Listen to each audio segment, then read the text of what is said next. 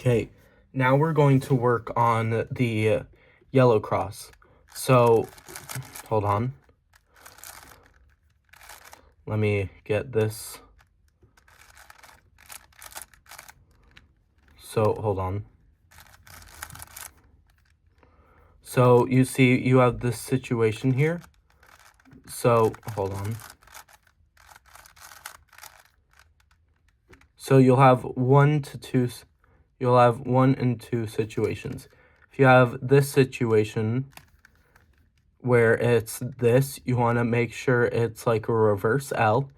You want to move the right side, or, well, this side, up to the side, top to the side, down, back,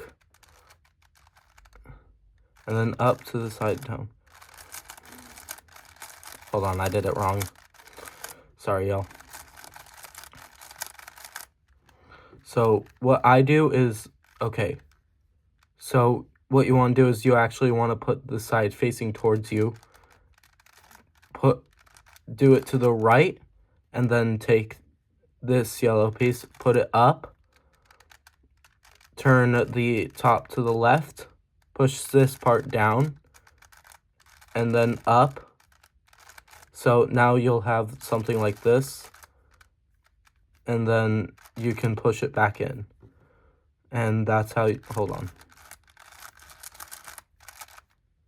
So if you need the other solution, you want to push this down, that, and then put it back like that.